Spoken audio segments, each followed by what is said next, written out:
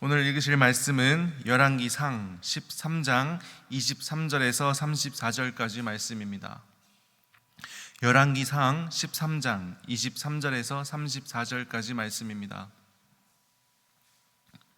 제가 읽고 마지막 절 다 같이 합독하도록 하겠습니다. 그리고 자기가 데리고 온 선지자가 떡을 먹고 물을 마신 후에 그를 위하여 나귀 안장을 지으니라. 이에 그 사람이 가더니 사자가 길에서 그를 만나 물어 죽임에 그의 시체가 길에 버림바되니 나귀는 그 곁에 서 있고 사자도 그 시체 곁에 서 있더라. 지나가는 사람들이 길에 버린 시체와 그 시체 곁에 선 사자를 보고 그 늙은 선지자가 사는 성읍에 가서 말한지라. 그 사람을 길에서 데리고 돌아간 선지자가 듣고 말하되 이는 여호와의 말씀을 어긴 하나님의 사람이로다.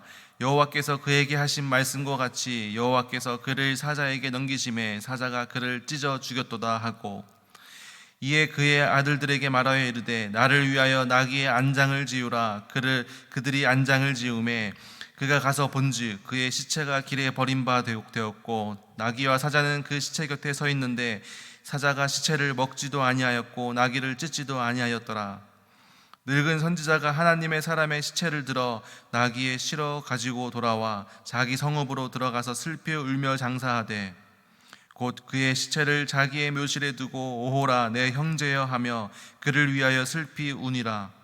그 사람을 장사한 후에 그가 그 아들들에게 말하여 이르되 내가 죽거든 하나님의 사람을 장사한 묘실에 나를 장사하되 내 뼈를 그의 곁에 그 뼈 곁에 두라.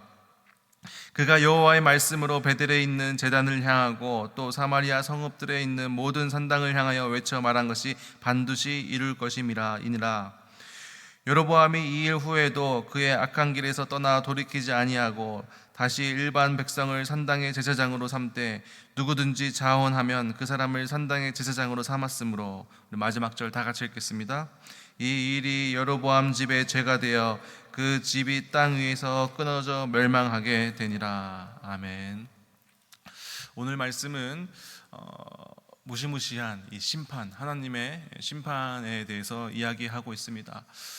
오늘 우리가 읽은 본문 이 열왕기상 13장 그 바로 전장 마지막 절을 보면 그 장제목을 보면 여로보암이 금송아지를 만들다라고 이렇게 이야기가 되어져 있습니다.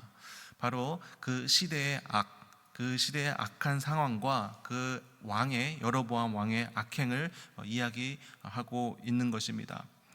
이 여로보암 왕은 북이스라엘 왕의 초대 왕이었습니다. 솔로몬의 신임, 원래는 이 솔로몬의 신임을 받던 신복이자 신하이자 그리고 유능한 공사하는 감독관이었습니다. 그런데 선지자 아히야로부터 이 이스라엘의 10지파를 대표하는 왕이 될 것이다라는 이 예언을 듣게 됩니다. 이에 솔로몬은 그 여로보암을 죽이려고 합니다. 그래서 이 여로보암은 이 애굽 땅으로 망명을 하였습니다. 시간이 흐르고 이 솔로몬이 죽은 후에 르호보암, 이 솔로몬의 아들 이 르호보암 왕 때 이 유다 지파와 이 베냐민 지파 이 두 지파를 제외한 나머지 10지파를 규합하여서 북이스라엘의 초대 왕이 되었습니다. 그 아히야의 예언이 이루어진 것입니다. 이 여로보암 왕은 악한 왕이었습니다. 그래서 처음부터 이 이스라엘 백성들이 이 남유다에 위치한 예루살렘 성전에 이 마음에 쏠리는 것을 방지하고자 단이라는 곳과 이 베델이라는 곳에 금송아지 상을 세웠습니다. 바로 우상 숭배를 한 것이죠. 그리고 그것을 예배의 중심으로 삼았습니다. 또 이 하나님께서 율법으로 정하신 것, 이 레위기에 정한 이 정한 절기를 자기 마음대로 바꾸었습니다. 그리고 하나님의 말씀에 순종하지 않은 것이죠. 그리고 레위인이 아닌 일반인을 제사장으로 삼아서 제사드리게 했습니다. 이 하나님께서 이 레위인에게만 특별하게 허락하신 그 제사, 그 임무를 무시하고 아무나 일반인이나 제사장 예배당에 불러서 제사를 하게 했다라는 것입니다. 그리고 또 지은 범죄가 바로 산당, 그 지역 곳곳에 산당을 만들어서 우상을 숭배하게 하였습니다. 이 여로보암의 악행이 너무나도 컸기 때문에 하나님께서는 이 여로보암을 향하여 심판의 메시지를 보여주시는 것이 오늘 바로 우리가 읽은 본문의 내용입니다. 오늘 본문의 13장부터 그 이야기가 계속 이어집니다. 하나님께서 이 여로보암 왕을 심판하시기 위해서 이름은 나와 있지는 않지만 하나님의 사람, 하나님의 사람이라고 불려지는 한 선지자를 하나님께서 세우십니다. 그리고 이 하나님의 사람을 이 베델 땅으로 하나님은 보내십니다. 그래서 이 베델 땅에서 심판의 메시지를 전하는 것입니다. 어떻게 전하냐면 이 300년 뒤에 이 다윗의 집에서 요시아라는 아들이 나올 것이다. 그리고 이 요시아라는 이 왕이 모든 산당을 다 무너뜨릴 것이다 라고 이렇게 예언을 하였습니다. 그리고 계속해서 한 말이 무슨 말이냐면 여호와께서 말씀하신 징조다, 이 징조가 곧 보일 것이다 라고 얘기를 하면서 제단이 갈라지고 재가 쏟아질 것이다 라는 이런 심판, 이 예언을 하였습니다. 그 예언을 한 하나님의 사람이 와서 베델에서 이 예언을 했다는 소식을 듣고 이 여로보암 왕이 딱 그 제단을 향하여 손을 펴면서 그 사람을 잡아라 라고 이렇게 명령을 하자마자 손이 말라버렸습니다. 손이 내려가지 않는 것입니다. 이런 심판을 받았습니다. 그래서 이 여로보암이 이 하나님의 사람을 직접 찾아갑니다. 찾아가서 뭐라고 얘기하냐면 너가 나를 대신 여호와 하나님께 은혜를 구하여 내 손이 다시 성하게 기도해달라 라고 여로보암 왕이 하나님의 사람에게 부탁을 한 것입니다. 그리고 실제로 그 하나님의 징조가 이루어집니다. 제단이 갈라지고 재가 쏟아지는 일이 실제로 이루어졌다라는 것입니다. 그래서 여로보암은 진짜 하나님이 살아계신 분이시라는 것, 바로 하나님이 유일한 신이시라는 것을 직접 체험하고 눈으로 보았다라는 것입니다. 그래서 이 여로보암 왕은 이 하나님의 사람에게 은혜를 구했습니다. 그리고 이 하나님의 사람이 진짜 하나님께 이 여로보암 왕을 위해서 기도하자 그 왕의 손이 성하여 전과 같이 됐다라고 성경은 기록하고 있습니다. 다시 회복된 것이죠. 그래서 여로보암은 하나님을 체험하였습니다. 하나님을 만났습니다. 그래서 이 여로보암 왕이 이 하나님의 사람에게 이렇게 얘기하는 겁니다. 너무 고맙잖아요. 자기를 고쳐줬기 때문에. 그래서 우리 집에 와서 쉬자. 내가 먹을 것도 주고 예물도 주겠다라고 이렇게 하나님의 사람을 대접하려고 합니다. 그런데 하나님의 사람은 이 여로보암 왕의 대접을 단칼에 거절합니다.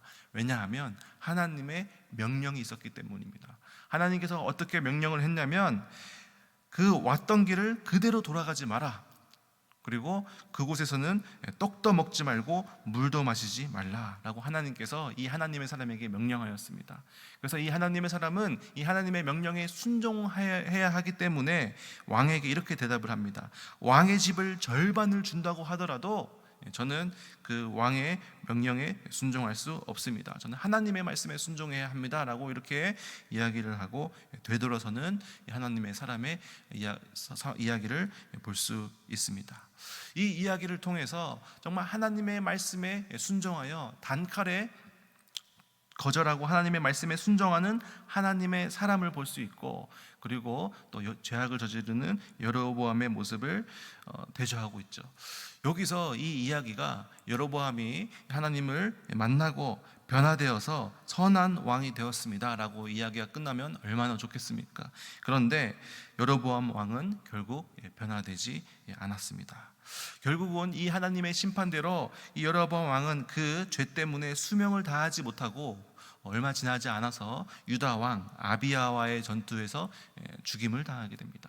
그리고 그의 아들 나답 역시 즉위 2년 만에 살해를 당하게 되어서 면문지화를 당하게 됩니다. 하나님의 심판의 메시지가 그대로 성취된 것이죠. 이 여로보암을 보면서 우리도 한번 삶을 돌아보기를 원합니다. 우리의 모습은 어떤가? 우리도 하나님을 체험하면서 살아갑니다. 우리도 하나님의 살아계심을 고백하면서 살아갑니다. 우리가 매 순간 살아갈 때마다 하나님이 나를 정말 지켜주고 계시구나, 하나님이 나를 인도하고 계시는구나 라는 것을 느끼고 살아갑니다. 그런데 우리는 죄 가운데 무뎌진 모습을 보이는 것이 아닌가 되돌아보게 됩니다. 정말 하나님이 살아계심을 믿는다면 우리는 죄 가운데 거할 수 없죠. 그런데 우리가 하나님을 아버지라고 부르고 하나님을 주라고 고백하면서도 정말 이 죄 가운데 있는 저희들의 모습을 고백하게 됩니다. 그래서 오늘 이 시간 우리들의 죄를 한번 되돌아보고 또 우리 죄들을 고백하고 회개하는 시간 되었으면 좋겠습니다. 계속해서 또 이야기가 이어집니다. 어떻게 이어지냐면 한 등장인물이 또 새롭게 나옵니다. 누가 나오냐면 베델의 늙은 선지자가 나옵니다. 이 늙은 선지자라는 말은 단순히 나이를 많이 먹은 선지자를 넘어서 별 볼 일 없는 선지자지만 선지자 노릇을 제대로 하지 못하고 있는 선지자, 이런 의미를 가지고 있습니다. 이 베델의 늙은 선지자가 있었는데 이 아들로부터 이 하나님의 사람의 소식을 듣게 됩니다. 이 하나님의 사람이라는 분이 저기 유다 땅에서부터 올라왔는데 베델을 향해서 300년 뒤에 이 모든 산당이 무너질 것을 예언하였습니다. 그리고 여로보암 왕의 손이 말라버렸고 또 이 하나님의 사람이 여로보암을 향하여 하나님의 은혜를 구했더니 이 여로보암의 왕의 손이 다 나았습니다라는 이야기를 이 아들이 늙은 선지자에게 해준 겁니다.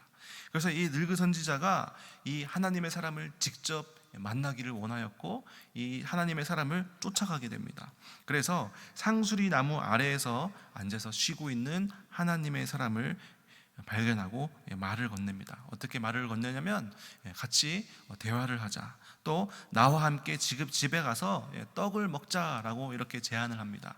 떡을 먹자, 밥을 먹자라는 것은 단순히 식사를 의미를 넘어서 우리 깊은 교제를 하자, 깊은 대화를 하자, 마치 가족과 같이 우리 그런 관계를 맺자라는 의미를 가지고 있습니다. 그래서 떡을 먹자라고 제안을 합니다. 그때 하나님의 사람은 당연히 거절을 합니다. 왜냐하면 하나님의 명령이 있었기 때문입니다. 하나님께서는 뭐라고 이 하나님의 사람에게 명령하셨습니까? 뒤돌아서 길을 가지 말고 곧장 다시 길을 가고 그곳에서 떡을 먹지도 말고 물을 마시지도 마라. 이렇게 하나님께서 명령을 하셨기 때문에 그 명령에 순종하기 위해서 거절을 합니다. 그런데 이 늙은 선지자가 거짓말을 하는 겁니다. 어떤 거짓말을 하냐면, 내가 천사를 만났는데 천사가 나에게 이렇게 얘기해 줬다. 너가 떡을 먹고 물을 마셔도 괜찮다라는 이 천사로부터의 하나님의 명령을 들었다라고 거짓말, 속임수를 썼다라는 것입니다. 그 속임수에 결국에 이 하나님의 사람은 넘어가게 됩니다. 천사의 속임수에 넘어가게 됐다라는 것이죠. 그래서 하나님의 사람은 심사숙고하고 죄를 분별해야 했지만 그러지 못했다라는 것입니다.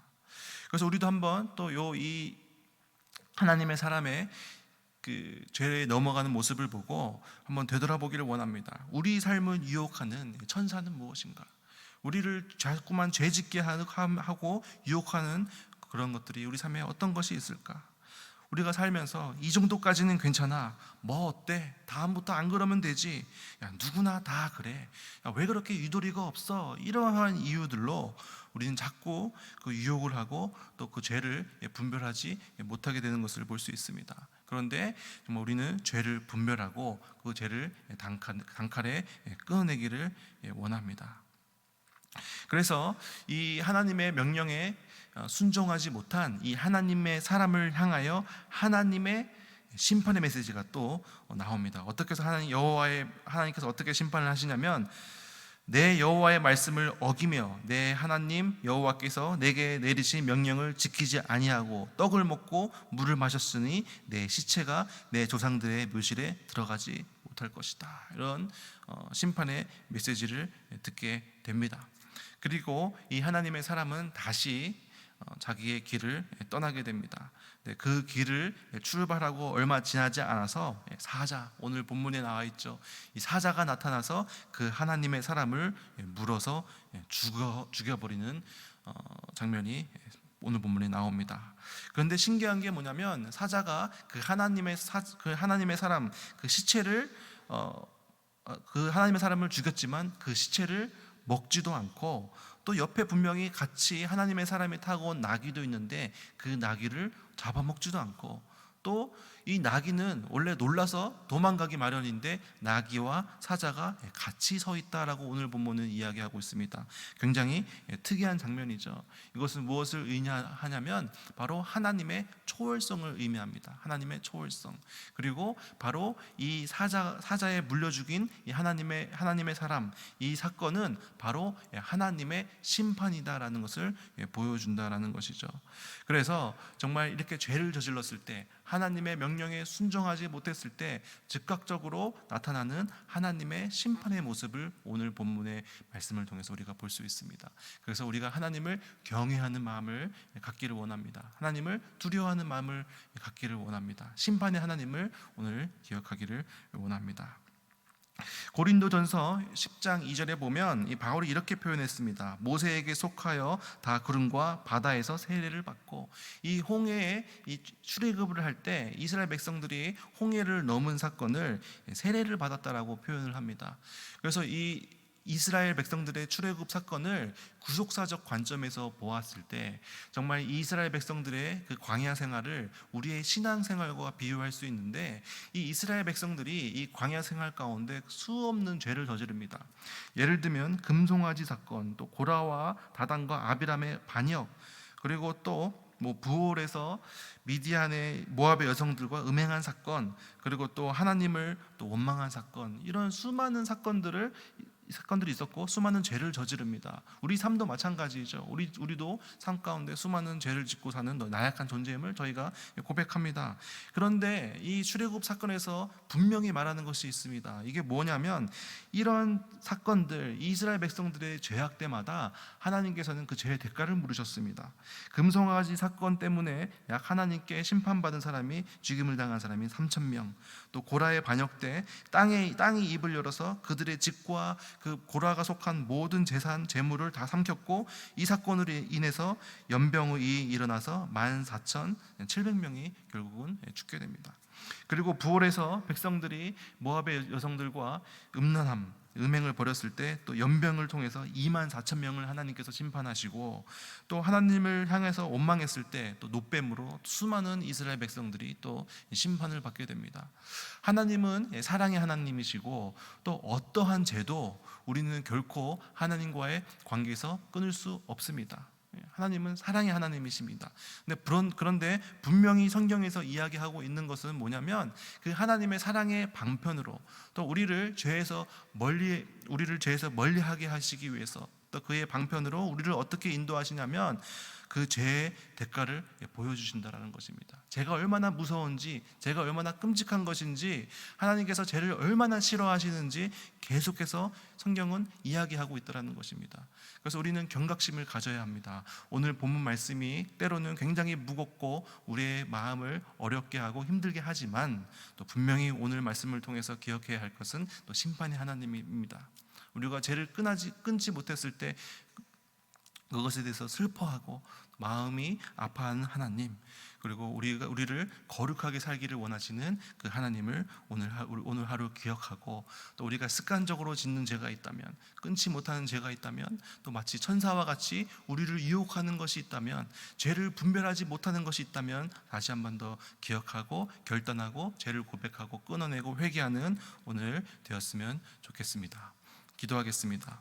하나님 감사합니다. 오늘 말씀을 통하여 하나님을 경외함, 정말 심판의 하나님을 보게 하심에 감사드립니다. 하나님 아버지, 여로보암 같이 하나님을 알고 하나님을 체험하고 하나님을 경험했음에도 불구하고 정말 죄를 끊지 못했던 여로보암 같이 되지 않게 하여 주시고, 하나님을 만난 우리가 정말 하나님의 자녀로서 거룩한 삶을 살기 위해서 몸부림치며 살아가는 저희들 될 수 있도록 도와주시옵소서. 우리의 삶 가운데 죄를 유혹하고 있는 것들을 저희들이 분별하는 능력을 허락하여 주시고, 하나님을 경외하며 거룩한 하나님의 자녀로서 오늘 하루도 살아가게 하여 주시옵소서. 이 모든 말씀 예수님의 이름으로 기도드립니다. 아멘.